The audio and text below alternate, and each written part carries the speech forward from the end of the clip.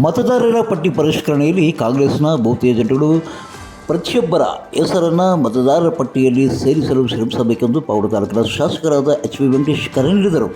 ಬುಧವಾರ ಪಟ್ಟಣದ ಎಸ್.ಎಸ್.ಕೆ. ಬೈಲೂರು ರಂಗಮಂದಿರದಲ್ಲಿ ಕಾಂಗ್ರೆಸ್ ಪಕ್ಷದ ವತಿಯಿಂದ ಈ ಬಗ್ಗೆ ಹಮ್ಮಿಕೊಂಡಿದ್ದ BLAಗಳ ತರಬೇತಿ ಕಾರ್ಯಾಗಾರದ ಅಧ್ಯಕ್ಷತೆ ವಹಿಸಿ ಅವರು ಮಾತನಾಡಿದ್ದಾರೆ.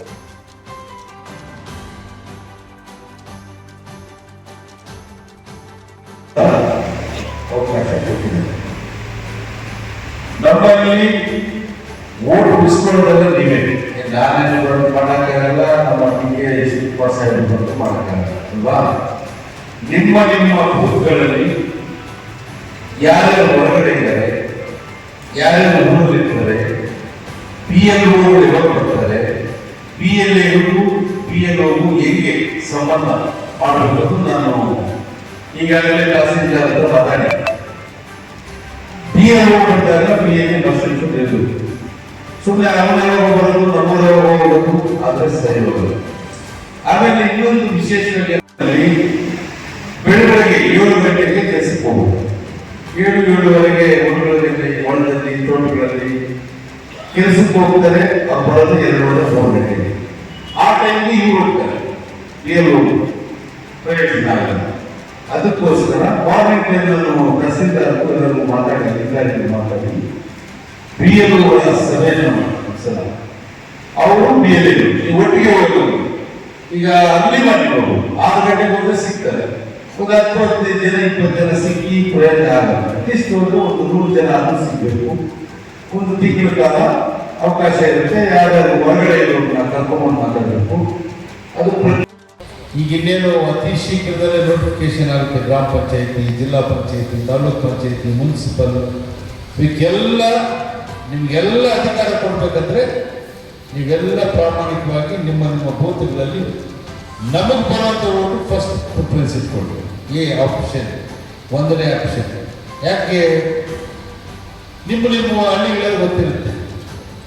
ಎಲ್ಲಾನು ಮಾಡ್ರಿ, ಅವಕಾಶ ಇದ್ರೆ ಎಲ್ಲನೂ ಮಾಡ್ಬೇಕಂತಾನೆ ನಾವು ಮಾಡ್ತೀವಿ. ಆದರೆ 99% ನಮ್ಮನ್ನೇ ನಂಬ್ಕೊಂಡಿರ್ತಾರೆ ಬಡವರು. ಅವ್ರನ್ನ ಮಿಸ್ ಮಾಡದೆ ಈ ವೋಟರ್ ಲಿಸ್ಟ್ಗೆ ಸೇರಿಸ್ಬೇಕಂದ್ರೆ ಎಲ್ಲ ಕಂಡೀಷನ್ಸು ನಿಜಮ್ಮರು ಹೇಳಿದ್ದಾರೆ, ಬಾಪಣ್ಣವರು ಹೇಳಿದ್ದಾರೆ. ಇನ್ನು ನಾನು ಪ್ರತಿ ಈ ತಿಂಗಳು 1 ತಿಂಗಳು ನಿನ್ನೆ ಮಾನ್ಯ ಮುಖ್ಯಮಂತ್ರಿಗಳು DK ಶಿವಕುಮಾರ್ ಸಾಹೇಬರು ಹೇಳಿದರು, ಸಿದ್ದರಾಮಯ್ಯ ಅವರು ಹೇಳಿದರು, ಇಬ್ಬರನ್ನು ಭೇಟಿ ಮಾಡಿದ್ದೇನೆ. ಅಪ್ಪ ನೀನು ನೆಗ್ಲೆಕ್ಟ್ ಮಾಡ್ಬೇಡಪ್ಪ, ಫಸ್ಟ್ ಹೋಗಪ್ಪ ಅಂದರು. ಇಲ್ಲ ಅಲ್ಲಿ ನಾನು ಮೀಟಿಂಗ್ ಕರೆದಿದ್ದೀನಿ, ಯಾವುದೇ ಕಾರಣಕ್ಕೂ ನಾನು ವೋಟ್ಗಳ ಒಂದೇ ಒಂದು ವೋಟ್ ಕಳಿಬಾರ್ದು ನಮ್ಮ ತಾಲೂಕಿನಲ್ಲಿ. ತುಮಕೂರು ಜಿಲ್ಲಾ ಮಹಿಳಾ ಕಾಂಗ್ರೆಸ್ನ ಅಧ್ಯಕ್ಷರಾದ ಸುಮತಿಯವರು ಈ ಒಂದು ತರಬೇತಿ ಕಾರ್ಯಾಗಾರವನ್ನು ಉದ್ದೇಶಿಸಿ ಮಾತನಾಡಿದ್ದಾರೆ.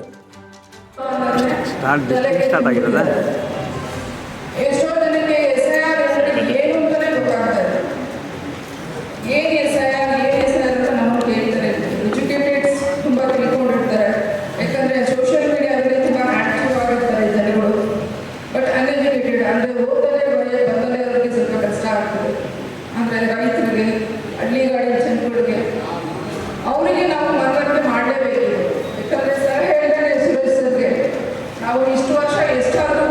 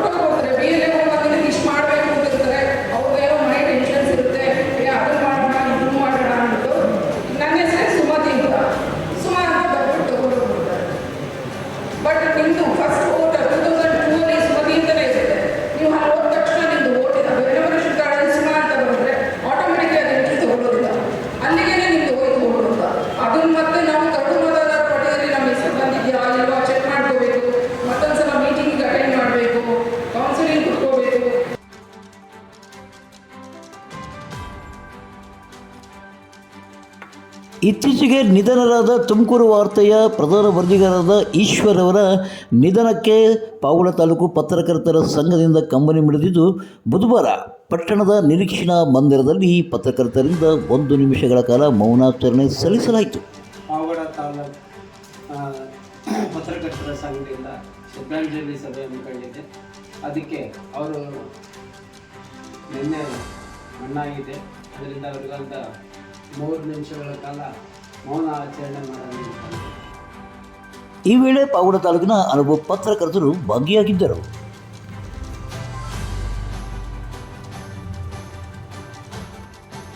ಪಾವಗಡ ತಾಲೂಕಿನ ತಾಜಾ ಸುದ್ದಿಗಳಿಗಾಗಿ ನಮ್ಮ ಚಾನಲನ್ನು ಪಾವಗಡ ಪವರ್ ನ್ಯೂಸ್ ಎಂದು ಟೈಪ್ ಮಾಡಿ, ಸಬ್ಸ್ಕ್ರೈಬ್ ಮಾಡಿ, ಜಾರಿಗೆ ನೋಡಿ, ಪ್ರೋತ್ಸಾಹಿಸಿ, ಬೆಂಬಲಿಸಿ, ಲೈಕ್ ಮಾಡಿ, ಶೇರ್ ಮಾಡಿ. ನಾನು ನಿಮ್ಮ ಸತ್ಯ ಲೋಕೇಶ್, ಸಂಪಾದಕರು ಪಾವಗಡ ಪವರ್ ನ್ಯೂಸ್.